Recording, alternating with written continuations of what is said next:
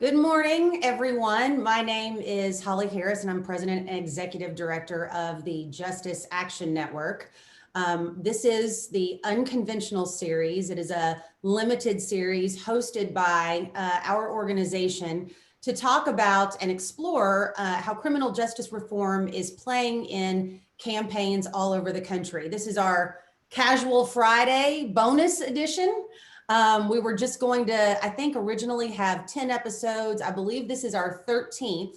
So it's a bonus. And today you're going to hear from every member of our team, from the Director of Budget and Operations to our Events Director. And we're all going to share how races all across the country, up and down the ballot, integrated criminal justice reform, bipartisan criminal justice reform into their campaigns. And so without any further ado, I'm going to turn it over to Lauren Crisai and Allison Fance, who are going to share how criminal justice reform played out in Oklahoma.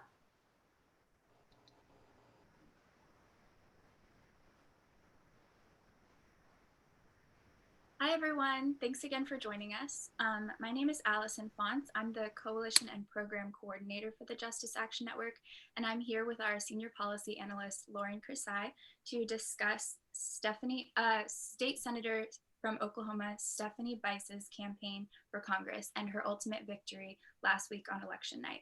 First off, we want to start off with watching a short campaign ad that was released by the Congresswoman-elect in late September of this year. So we'll pull up that short campaign ad that we can watch really quickly. I'm Stephanie Bice. Earning a second chance in Oklahoma was tough. We were sending too many low-level offenders to prison over and over. It didn't work, and it cost taxpayers millions. So I worked with both parties to lock up hardened criminals, but those who aren't do their time, then get a second chance. And we treated addiction to help people return as productive members of society. Learn more at biceforcongress.com.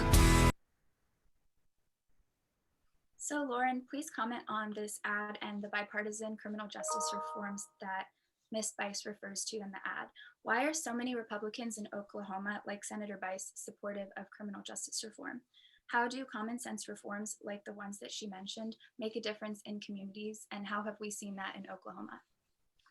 Yeah, thanks, Allison. So Senator Bice, now Congresswoman Bice, is a Republican, and the fact that she launched this campaign video in a very, very close race just shows how palatable criminal justice reform is in a deep red state like Oklahoma. So one of the issues that Senator Bice worked on when she was in the state Senate was actually, I should back up a little bit. Voters in 2016 passed a ballot initiative that made possession of small amounts of drugs a misdemeanor offense instead of a felony. And when this happened, she then took that and turned it into legislation to make that component retroactive, so that individuals who are currently serving prison terms could have their records turned from felonies to misdemeanors.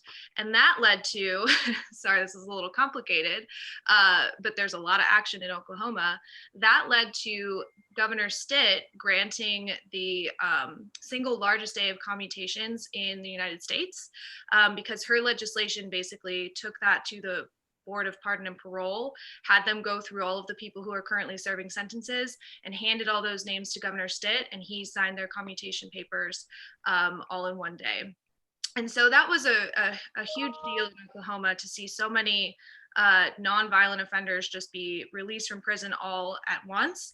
And there haven't been any problems since then. And so I think that this has just shown that there's definitely positive momentum for reform in Oklahoma. And the fact that a Republican like Senator Bice spearheaded this effort after the voters had passed that initiative just shows how Republicans are all on board in Oklahoma on this issue. So that's fantastic. So what other reforms do you see on the horizon in Oklahoma? And also, do you think that this campaign ad that we just watched is a good sign of continued bipartisan support for criminal justice reform from Congresswoman-elect Stephanie Bice and other federal lawmakers this year? Yeah, I mean, I'll start with the ad first. I mean, the fact that she mentions that she works in a bipartisan way, I think she's very explicit that this is something that she wants to keep doing when she enters Congress. And so we hope that we can, provide her resources in order to be able to do that, and information with how she can work across the aisle at the federal level and how it's different than Oklahoma. And so I think that we'd like to continue that relationship with her, and just show her how she can get stuff done when she's in Congress. But as far as Oklahoma is concerned, yeah, momentum is still moving in a positive direction. Governor Stitt, of course, is very supportive of criminal justice reforms. And so I think that there might be some issues around reentry that are on the table for this year. But so soon after the election, I think they still have to get their bearings together. So we'll see kind of what they want to work on, but it's definitely not slowing down in Oklahoma in any way. So, and her campaign just shows how popular this issue really is. Awesome. Thank you so much, Lauren.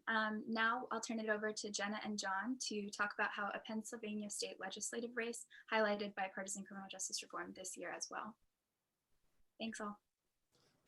Thanks, Allison. Really appreciate it. I'm John Wilcox. I run operations for the Justice Action Network, and I'm here with Jenna Bodler, our deputy director, who's in charge of all our state work. Jenna, it seems like the national spotlight's been on Pennsylvania for months now, but we were tracking a particular interesting state race, weren't we?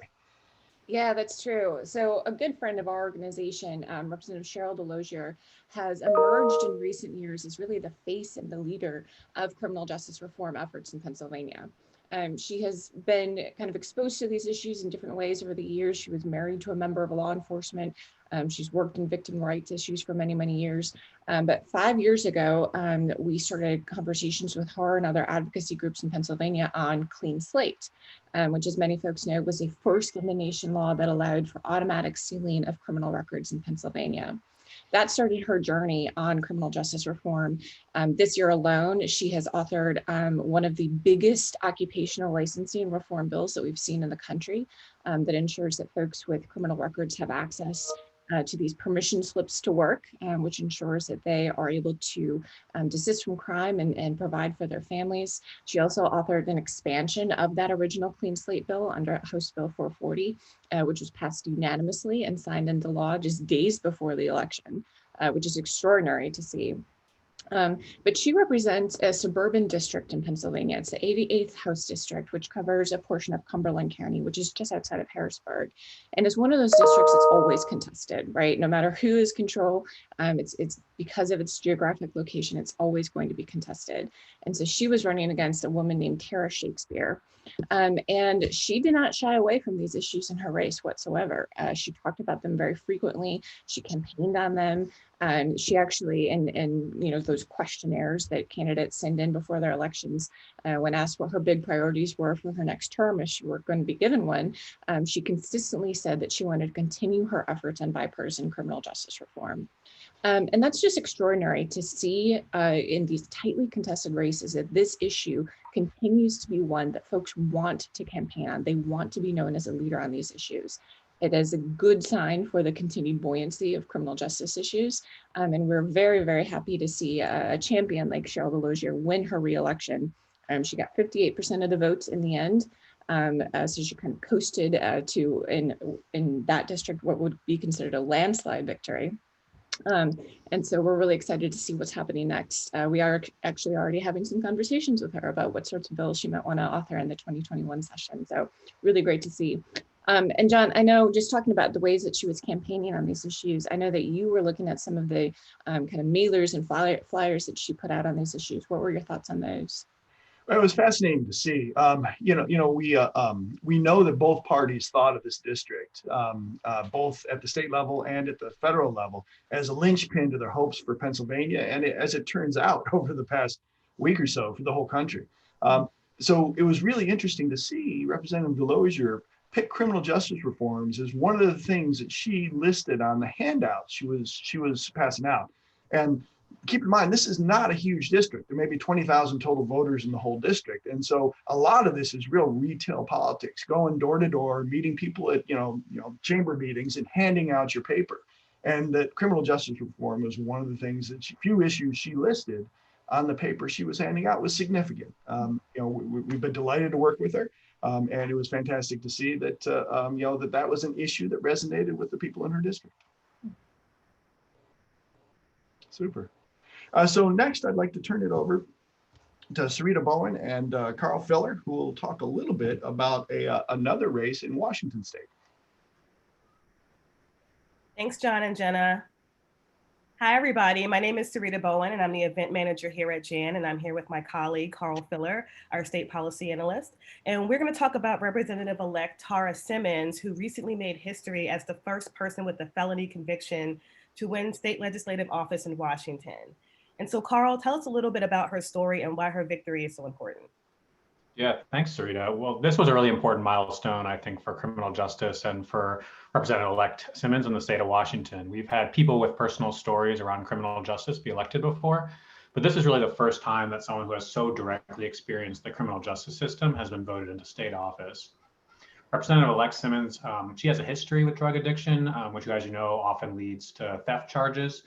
And this unfortunately led to her receiving a felony sentence for about 30 months, which is a significant amount of time. And a sentence like that really follows an individual long after they've been released from prison.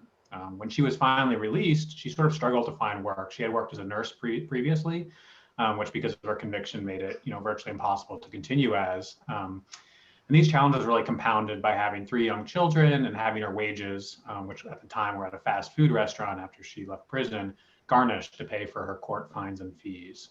Despite all these challenges, though, she was able to work her way into law school and continue her advocacy for people like her during that time, really advocating for those who had paid their debt to society and were looking to support themselves and their families and receive second chances. So, her win here is really big.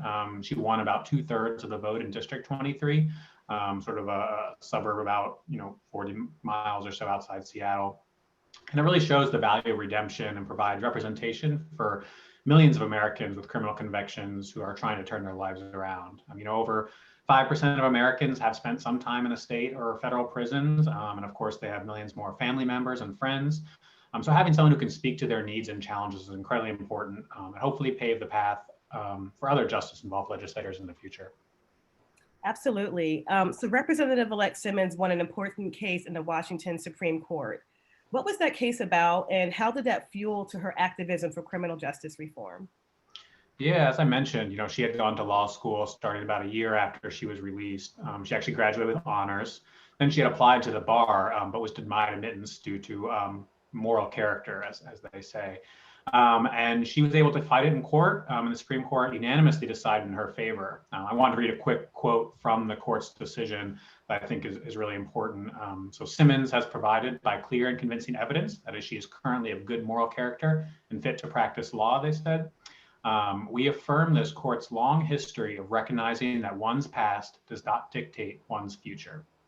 I think this case was really a win for all incarcerated people, and that decision really sent a strong message to others in the state that turning one's life around is possible, and that the state should really be supportive of those and not put burdens in people's ways as they leave prison and try to restart their lives. And I think this really fuels her activism as she experienced these barriers around occupational licensing, around just putting her life back together after leaving prison and trying to do her best. And I think her compassion from being a nurse also fed into this as well. And then ultimately she founded a nonprofit, Civil Survival, and was appointed by the governor actually to the Washington State Reentry Council, where she's able to continue all this advocacy work. That's amazing. And so prior to her election, she was largely involved in her community, as you mentioned. What type of advocacy was she involved in previously, and how will that translate into her legislative priorities? Yeah, so most of Representative-elect Simmons's work has been around ensuring that individuals have second chances, those that have turned their lives around to be able to work and support themselves and their families and become members of society again, just like anyone else. So while at the Civil Survival Organization, which she founded, she worked to pass the New Hope Act last year, which expanded vacating of certain felony and misdemeanor offenses and really allowed more Washingtonians to be eligible to expunge their criminal records. She also worked, her and her organization, with a state lead for the Clean Slate in Washington, which actually was passed in 2020. And while it wasn't ultimately implemented due to financial challenges around the COVID-19 pandemic, it really showed the work that they did really laid the foundation and showed strong support by the legislature to support those individuals who have turned their lives around. So for her and the work from her and her organization, I really anticipate more legislation around vacating criminal records and reducing the impact of fines and fees on Washingtonians. So we really look forward to that in the 2021 session. All right. Well, thank you, Carl, for introducing us to this amazing advocate turned legislator. And congratulations to Representative-elect Tara Simmons. And I will turn it over to Edie Mai and Holly.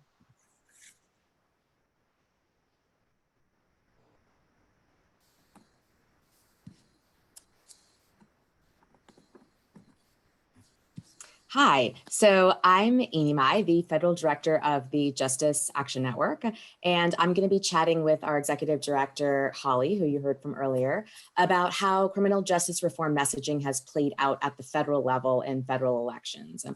So there's been a lot of messaging and talk about how the messaging of defund the police was actually used against Democrats. However, a lot of candidates who actually ran on bipartisan criminal justice reform did really, really well.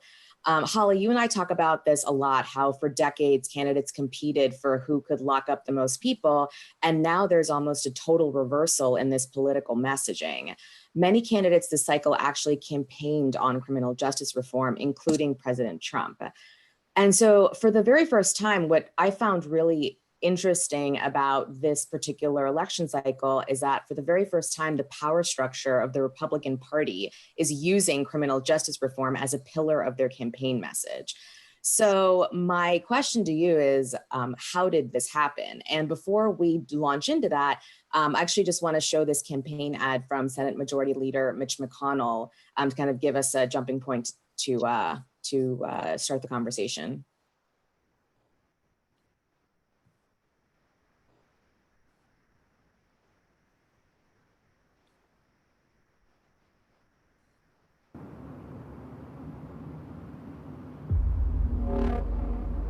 It all comes down to this. Everything we've fought for. The Supreme Court Judge Neil Gorsuch. Brett Kavanaugh is officially confirmed to the Supreme Court. Voted to advance Supreme Court nominee Amy Coney Barrett. Everything we've accomplished. Tax overhaul passed the Congress. Yes, the middle class is helped by this. The Senate overwhelmingly passed a criminal justice reform bill, delivering a bipartisan win. Senate Republicans really have gotten a lot done. The late nights, the early mornings, the door knocking, the phone banking. We've put in the work. We have the team. And the stakes couldn't be higher. You're considered the most liberal United States senator. Everything is on the line. Now there's only one thing left to do. Hold the line. Go vote. Okay, so Holly, thoughts? You know, when I first saw that ad, you know, I thought to myself, wow, Leader McConnell is now running on confirming conservative judges, tax reform, and bipartisan criminal justice reform. It almost felt like a mic drop moment for our movement. And look, I think a lot of this is because, you know, of what we started seeing in our polling several years ago, almost a silver lining to our work, which was, you know, that so much of what we do here in bipartisan criminal justice reform really appeals to the constituency that's turning elections right now, and that's women. And of course, Republicans have been underwater with women, just generally speaking, for a while. And so this issue really helped a lot of candidates make inroads with women and voters of color. And in fact, you know, it was interesting because, you know, you saw, you know, at the top of the ticket, you know, both President Trump and President-elect Biden, you saw them arguing in that final debate over who's more aggressive on criminal justice reform.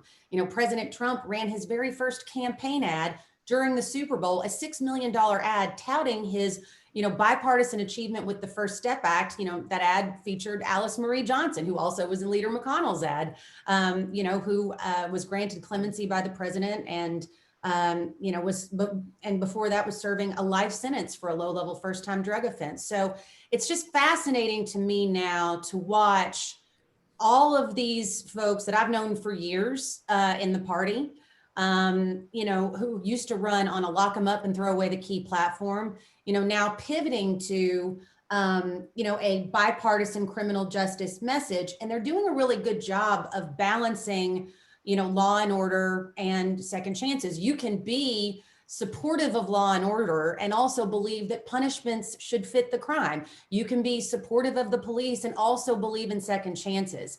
And, these candidates threaded the needle very well. We know that criminal justice reform promotes public safety. So it actually was a great election cycle, for a lot of Republicans who ran on these issues. And Inamai, you mentioned defund the police at the beginning of our segment. And we're hearing a lot in the media about how, that was a really bad narrative for Democrats. But what the media is not talking about is how many Democrats, including a lot of our friends and champions, had a great election night running on bipartisan criminal justice reform. So I'd love to hear more about that. Yeah, I mean, two examples that quickly come to mind on that are two of the champions that we've been working with for a really long time, which are Cory Booker from New Jersey and Dick Durbin from Illinois. I mean, they have been really far ahead of the pack on this issue and have been campaigning on it in this election cycle and really, did very, very well in their races. And I think that's just like one example. I mean, I think to what you said about how it's people that you've known for a while in the Republican Party and they're embracing criminal justice reform, I think that's also similarly how I feel with Democrats. I mean, I think they haven't necessarily been running on criminal justice reform in the past either. So I think it's really refreshing. Like, not only do we have these champions like Senators Booker and Durbin, but we also have the rest of the party joining in as well. And as you mentioned at the top of the ticket, President-elect Biden and Vice President-elect Harris, who both had really strong criminal justice platforms as well, and in a departure from what their past records were. And we do have a special relationship with the Vice President-elect. Actually, you and I worked together. This was back when you were at the Brennan Center, worked together on the Women Unshackled conference that Vice President-elect Harris, then Senator Harris, agreed to keynote. And I recall this frantic, communication between the two of us where, we were hoping we could get maybe 100 people to come and be a part of this conference. And when then Senator Harris agreed to keynote the conference, we got more than 600 RSVPs. So we were trying to figure out, how are we going to pay for all this? But luckily we have some very generous, funders who stepped up. But it was really a great moment for our work. And, I know it was really a proud moment for you when she gave her speech on, it was election night or maybe a couple nights after election night. Yeah, I mean, it's interesting, like that event focused specifically on women in prison. And that's something that, as you mentioned, this issue pulls really well with women. I think that that's something a lot of people don't know about and don't necessarily understand. And I think that this idea of Republicans now finally understanding that and providing messaging that would resonate with women as a voting base. I think that's really interesting. I mean, I know we've done several polls that have really shown how strong this polls among women. Yeah, Robert Blizzard with Public Opinion Strategies, one of the premier Republican polling firms in the country, he tells me all the time that he's constantly beating it into his candidates. If you want to make inroads with women, this is a great, great issue to run on. And, again, we've seen it up and down the ballot in states all across the country. I saw it a lot in my home Commonwealth of Kentucky, which was great because obviously it's the backyard of Leader McConnell and he gets to see the success of a lot of the candidates in his party that are running on these issues. So it was a good night, really great night for us. So what are you looking forward to now in terms of how this is going to play out? I really was heartened to see the Biden-Harris transition document that had some very aspirational but very attainable goals. And I'm very hopeful that, as one of his first acts, that President Biden will pick up the phone and call Leader McConnell and say, you know, these are the things that we want to work on in a bipartisan way. And I'm hopeful criminal justice reform will be at the top of the list, because we've already proven, you know, that we're the one issue that we can find consensus on, you know, in a United States Congress that's been very divided. And so, you know, I mean, I'd say right off the bat, we want to work with Lindsey Graham and Cory Booker on perhaps bringing back federal parole as a way to address unduly harsh sentences. We look forward to working with folks like Joni Ernst, you know, who just won re-election, working with her on issues like automatic record sealing. And, you know, Tom Tillis, a lot of people, you know, don't know this about Tom Tillis, but at one point, Senator Tillis said, you know, if we can't pass bipartisan sentencing reform, I'm just going to quit the Senate. That's how passionate he was about this issue. And so, you know, it's great to see him come back, and I'm very hopeful we'll continue working with Senator Durbin and, you know, all of our great champions on the left toward, you know, getting to the center and being able to, you know, change laws and change lives. Yeah, I think that's right. I think there is a lot of momentum around this issue in Washington, even despite all of the partisan bickering and divisiveness going on elsewhere. So looking forward to a productive and exciting 2021. Thank you, Holly. Now I'm going to turn it over to our colleagues, Carrie Glenn and Cortland Broyles. Thanks, Enimai. I'm Cortland Broyles, Jan's Federal Affairs Coordinator, and I'll be speaking with my colleague, Carrie Glenn, Jan's Coalitions and Communications Director, about criminal justice reform on the ballot. There were a lot of elections where CJR played a big role, but in some states, people were voting directly on criminal justice issues. Carrie, what do you make of all of this, and what do you think was most significant? For me, I think the most significant development was marijuana legalization, not because it's new, but because of the states where it passed and the margins by which it passed, by 34 points in New Jersey, 20 points in Arizona, 14 points in Montana, 9 points in South Dakota. Voters across the country in blue, purple, and red states, they're not just approving recreational use, they're voting to reduce contact with the criminal justice system and focus law enforcement resources on matters of public safety.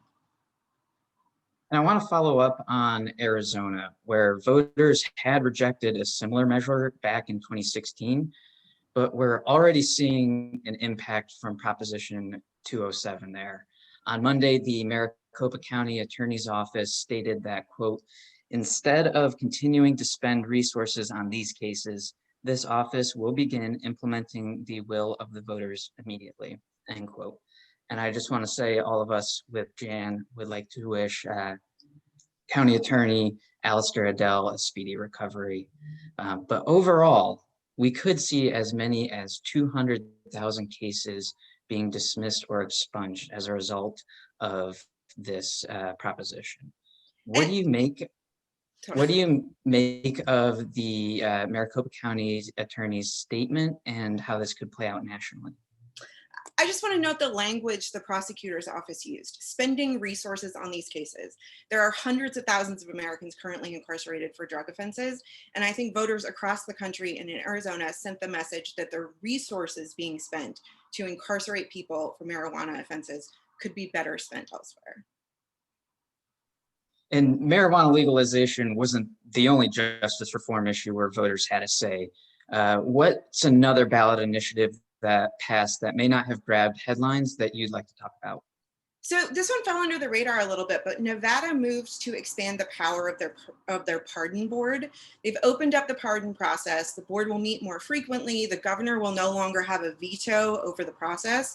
Some of the elements are a little technical, but once again, I think what's clear here is that Nevadans, by a margin of more than 20 points, voted in favor of more second chances for people who have turned their lives around. And I think that's a great sign for the future of reform.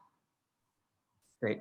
Thanks, Carrie. I think it's safe to say that across the board, criminal justice reform has become an issue that Americans are really taking to and are voting for now.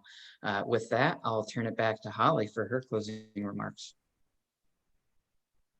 Thanks so much, Cortland. It was great to see all of the smiling faces of all the members of the Justice Action Network.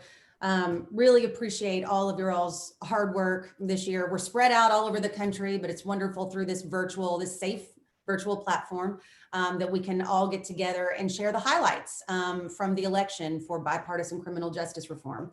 As I said, this is a bonus edition of Unconventional, which again explored criminal justice reform and how it was playing out in campaigns all over the country.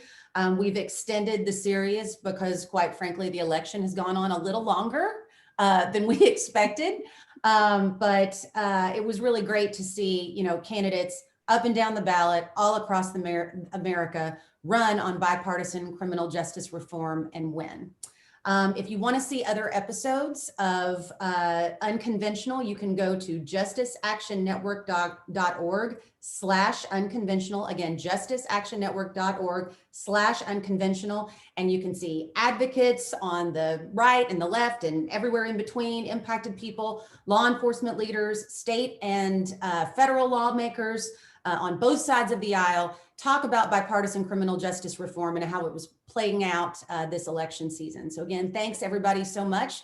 We look forward to this new era of bipartisanship in 2021. And here's hoping at some point we could all do this in person someday.